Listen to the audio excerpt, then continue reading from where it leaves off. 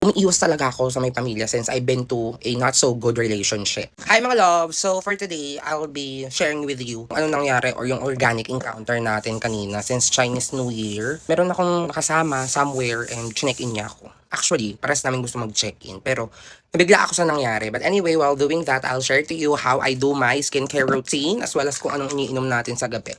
So every night before I go to sleep, I'm taking this Colastem para perfect and fresh pa din yung itsura natin everyday. So I'll just take 2 capsules every night. Start my skincare. Start muna ako sa lip. I'm using a Dazzle Me. This is a lip balm. Siyempre, madalas nagda-dry yung lips ko for using makeup and lipstick. Just applying this to my lip. So, to start, syempre, ipe-prep muna yung skin natin using a toner. Using the toner alpha-arbutin plus tranexamic acid.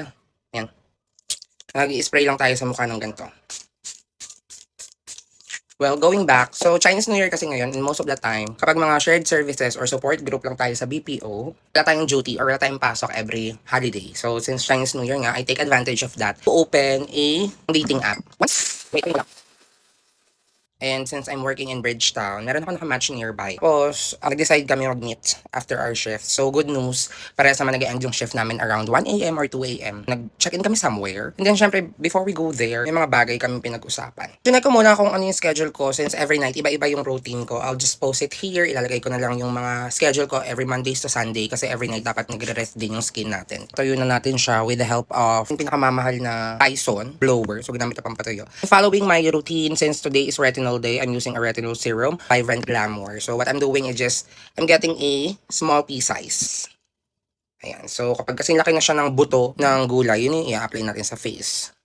Anyway, going back to my story, nag-match na nga kami and then nag-check-in kami somewhere nearby Pasig. Siguro sa Wow Hotel ata yun. We met. Siyempre, before we proceed, naupo siya. Nauna ko actually. Usapan naman namin, maghahati kami dun sa hotel. And good news, it's not a scam since binayaran niya ako after namin mag-check-in. Dapat, hindi yung freelancer ang atakin mo kapag kalaki ka. Nagkamabutihan kami, nag-share siya ng mga stories niya na team leader daw siya somewhere doon sa Bridgetown. Eh, syempre ako hindi ko naman sinasabi na quality manager ako. Telling him na I'm a normal agent. Usually kasi kapag nakikipag-meet ako, intimidate sila pag nalalaman ng manager ako kasi hindi yan tumutuloy. Ko alam kung napapangitan ba sa akin or whatsoever. Team leader siya. Just I don't want to name the company. Tapos, facade yun, syempre, nangyari na yung hindi mangyari. Since nag-enjoy kami, parehas kaming nasarapan sa gabing ito.